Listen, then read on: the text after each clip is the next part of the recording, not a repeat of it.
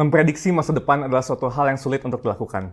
Jangankan masa depan, masa sekarang aja kita masih kebingungan. Tapi buat kalian yang mau pilih kuliah, pilih jurusan, atau mungkin mau memulai sebuah bisnis, mungkin kalian pengen tahu nih, apa aja sih bisnis yang akan cuan di masa depan? Gue udah melakukan risetnya, dan di video kali ini gue akan kasih tau ke kalian 30 bisnis yang paling cuan di masa depan.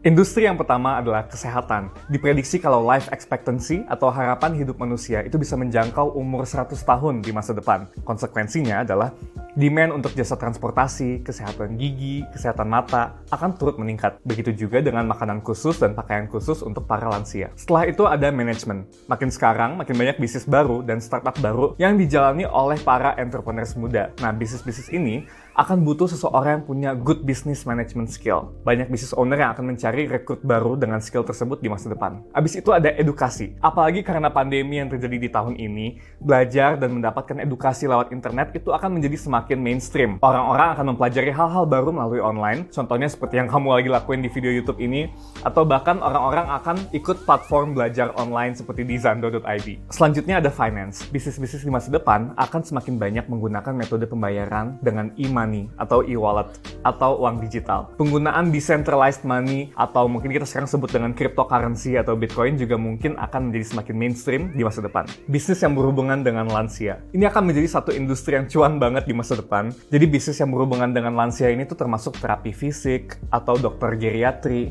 juga penyedia jasa travel atau entertainment untuk kaum lansia. Setelah itu, bagi kalian yang tertarik sama bidang marketing tapi juga pelajaran biologi, ada yang pas banget nih, biomarketing. Perusahaan-perusahaan di masa depan akan mengembangkan strategi marketing mereka berdasarkan facial recognition dan data biometrik kita. Jadi, dengan teknologi mereka bisa ngeliat nih, muka dan mood kita tuh lagi kayak gimana sih, supaya perusahaan ini bisa nampilin iklan yang pas dan sesuai dengan emosi kita di saat itu. Ngomong-ngomong soal mood, poin yang berikutnya adalah terapi. Kita aja di masa yang sekarang udah cenderung stres mulu, otomatis kesehatan fisik dan mental kita tuh jadi lebih penting lagi kan untuk dijaga di masa depan. Nah, industri terapi ini akan naik untuk menurunkan level stres kita di masa depan. Next, ada bisnis di industri microbiology, yaitu genetics. Dengan adanya teknologi canggih, kita bisa lebih antisipasi lagi untuk mencegah resiko penyakit yang akan muncul di masa depan. Dengan gene editing therapy, kita bisa mengubah DNA kita untuk menghilangkan penyakit-penyakit genetik bawaan kita. 3 poin sebelumnya mungkin bahas tentang kesehatan mulu ya. Sekarang kita akan masuk ke bagian dokter hewan. Kalian tahu nggak, banyak pasangan sekarang, apalagi di barat, mereka tuh cenderung nggak mau punya anak, tapi pengennya punya binatang peliharaan aja deh. Dan itu tren yang akan menjadi semakin populer seiring waktu. Nah, next, konsep yang green energy dan eco-friendly, ramah lingkungan, itu mereka semua akan menjadi semakin naik di masa depan. Green energy. Apa itu? Green energy adalah menghasilkan energi dari alam. Dan udah terbukti kalau menghasilkan green energy itu lebih aman untuk lingkungan kita dan untuk hewan peliharaan kita juga. Next, ada smart home business. Smart home ini bisa bikin rumah kita jadi lebih hemat energi dan lebih efisien juga secara penggunaan energi. Dan ini akan memiliki peran yang lebih penting lagi di masa depan kita. Jadi demand-nya pun akan menjadi semakin tinggi juga. Setelah itu ada juga industri eco-food container. Jadi di sini kita ngomongin tentang kontainer makanan yang eco-friendly atau terbuat dari bahan daur ulang.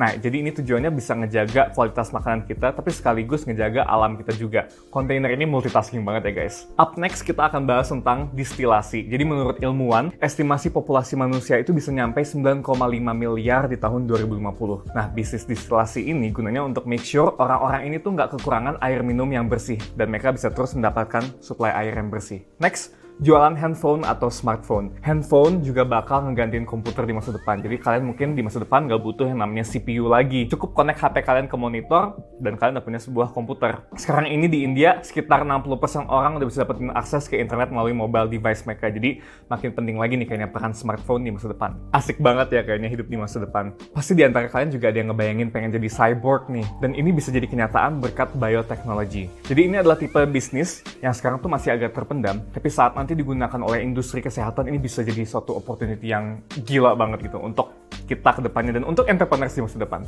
Bioteknologi adalah penggabungan ilmu ilmu teknologi dengan ilmu biologi. Nah, semakin aplikasi-aplikasi HP kita makin canggih, mungkin tubuh kita makin canggih, industri selanjutnya yang akan menjadi semakin hits lagi di masa depan adalah automation. Ini dimaksud dengan semua benda menjadi serba otomatis. Ini bakal jadi bagian yang besar banget di masa depan. Bayangin aja, mulai dari nutup jendela, pintu, nyalain terus matiin lampu, manasin oven, kontrol kamera, dan lain-lain, itu bisa serba otomatis. Selanjutnya ada bisnis small data. Maksudnya apa? Bisnis yang terfokus untuk mengumpulkan data pribadi kita dengan akurat, kayak tekanan darah kita, habits makan kita, pola tidur kita, konsumsi kita sehari-hari, lalu memberikan kita rekomendasi gaya hidup berdasarkan data-data tadi. Nah, kalau kita lagi bayangin topik-topik ini, pasti kita nggak jauh-jauh juga untuk bayangin tentang biochip atau chip yang dimasukkan ke tubuh atau otak kita. Kita nggak tahu ini akan kejadian atau enggak, tapi ini akan kita bahas di poin selanjutnya, bisnis biochip. Bisnis yang memasukkan chip elektronik ke badan kita. Dan ini tuh tugasnya bisa ngasih tahu kita lagi ada di mana, sampai ke kerjaan yang kita lagi lakuin tuh apa. Bahkan mungkin health monitoring gitu, jadi kita bisa tahu kita lagi sehat-sehat aja atau gimana sih.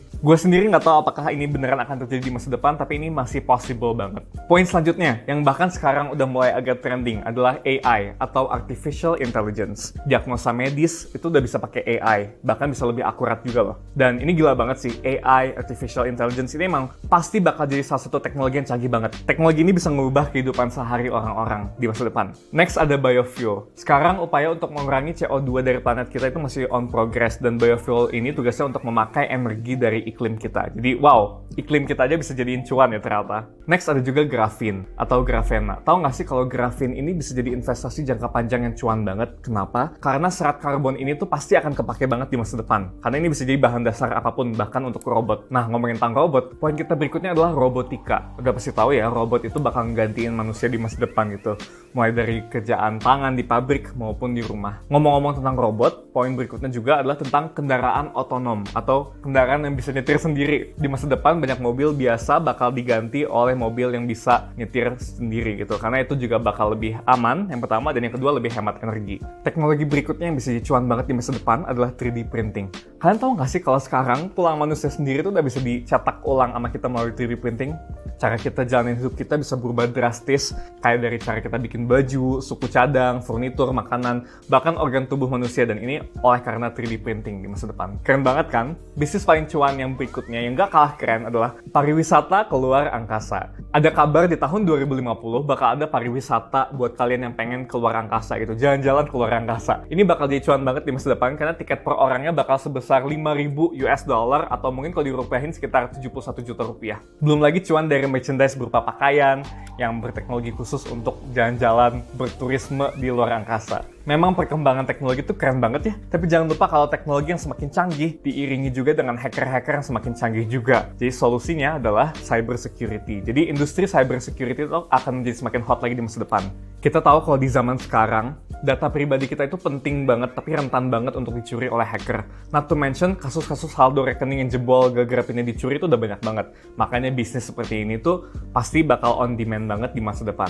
Mungkin poin-poin yang tadi gue udah sebut itu masih terlalu susah untuk dibayangkan dan sulit untuk dijalankan sekarang. Tapi poin-poin selanjutnya ini bakal bisa kalian jalanin dari sekarang dan bakal kepake banget di masa depan. Ada subscription-based business. Jadi bisnis yang bisnis modelnya itu subscription gitu, kita bayar per bulan. Ini tuh contohnya kayak ada di YouTube Premium sekarang, atau Netflix, Amazon Prime. Jadi banyak banget bisnis yang bidang entertainment atau edukasi yang pakai subscription model ini. Next juga ada peer-to-peer lending business. Jadi ini adalah jenis bisnis yang bisa saling menguntungkan dua pihak di level yang sama. Kalau dulu mau pinjam duit itu kan harus ke bank. Nah, P2P lending business ini memungkinkan seorang individu untuk pinjam duit dari individu lain alias di level yang sama. Makanya disebut peer-to-peer, karena levelnya tuh sama. Kenapa bisa lebih menguntungkan? Karena si peminjam bisa dapat modal dengan cepat, sedangkan si pendana bisa dapat bunga yang oke juga, jadi sama-sama untung. Next point adalah poin yang udah hits dari tahun 1700-an, tapi masih hits sampai sekarang dan akan makin hits lagi di masa depan, yang adalah kontrak rumah. Ini gue nggak perlu jelasin terlalu banyak lagi, jadi udah terbukti kalau dari zaman dulu, bisnis ini tuh cuan banget, apalagi jumlah populasi makin meningkat dan jumlah tanah yang makin berkurang availability-nya. Sekarang kita udah masuk ke poin terakhir, dan poin ini tuh bisa ngedevelop atau ngebangun semua poin-poin yang tadi gue udah sebut sebelumnya. Dan poin itu adalah entrepreneurship atau kewirausahaan. Ini memang bisa dibilang salah satu aktivitas yang penting banget di masa sekarang dan akan makin penting lagi di masa depan. Karena ini adalah poin yang untuk kamu bisa bantu bikin kamu cuan, tapi juga ngebantu develop negara kamu dan orang-orang atau workforce yang ada di negara kamu.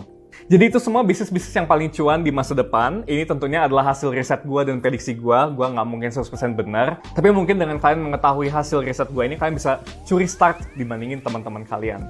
Thanks so much for watching. Jangan lupa untuk subscribe kalau kalian suka video kayak gini. I'll see you later. Bye! Minum kopi biar semangat. Kerjaan numpuk yang penting segar. Aku sedih saat melihat kamu belum jadi subscriber. Subscribe sekarang biar ketinggalan tips-tips kayak di video ini ya.